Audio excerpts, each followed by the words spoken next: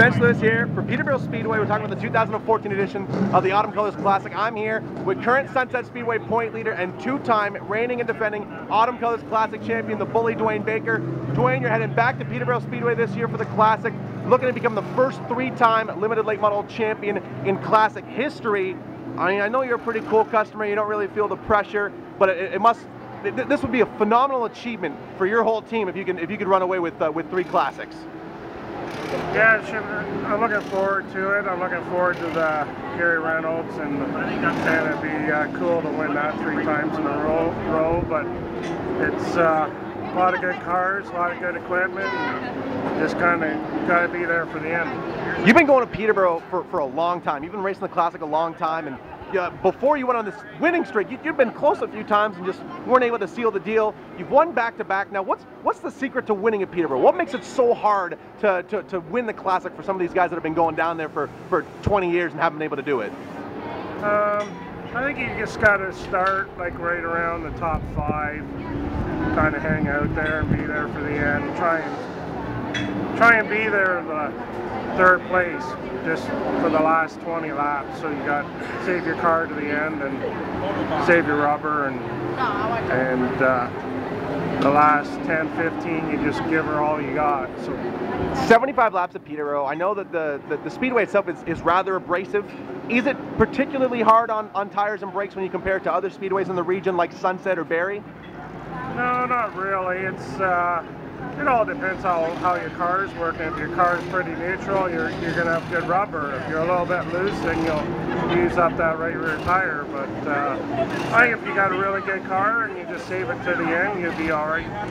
I know that, you know, when I do these interviews with other guys and you talk about the limited late model division, everyone's like, well, I got to figure out a way to beat Baker. I got to go down and beat the 48. I mean, you're walking in there with this guy with the target on your back now because you're the high water mark. I mean, you've won it 2 years in a row. You've proven that you know how to get around. Does that put added pressure on you, knowing that you're the reigning and defending champ and got to keep all these hungry guys behind you? No, not really. I think it all depends how good the car is. I don't.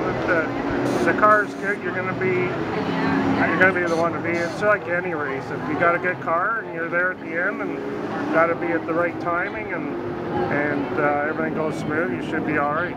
Now I know that the Classic, the whole experience, the Autumn Colors Classic, you know, you get there Wednesday and you're there until Monday. I mean, racing's really only half of it. I mean, tell me about the atmosphere of everything else, whether it's the barn party and the camping and everything else. I mean, it really is an event unlike anything else. Yeah, we started off, I think Wednesday we go golfing and probably get drunk that day and drunk the night after. Oh, it's pretty good. It's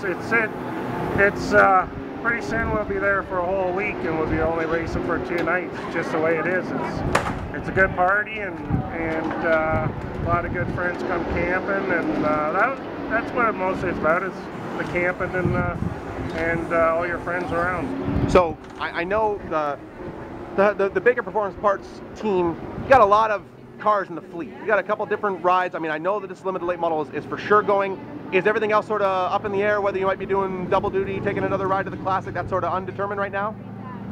Yeah, we're gonna take the limited late. We're gonna take the super. As far as we know, it might be sold. We'll probably know this week if it's gonna be sold.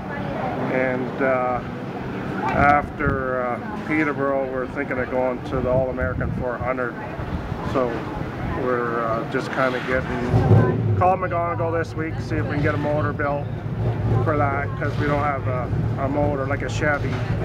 So we'll take the super out and McGonigal super motor on our template and then put a crate motor in it. So there you go, folks. That's an exclusive. Dwayne Baker revealing it. Nobody else knew that until right now. I know that none of this is possible without the people behind the scenes, the marketing partners and the crew and everybody else. Thank the folks that get this 48 car to the racetrack, whether it's Sunset or Peterborough or, you know, Fairground Speedway in Nashville. It's not possible with the right folks behind the scenes. Zancor Homes been huge, been with us for a long time. Baker Performance Parts, Barrie Wing South, Clearview Heating, Fore Valley Excavating, Nisco Nashville Leasing, and I think that's it.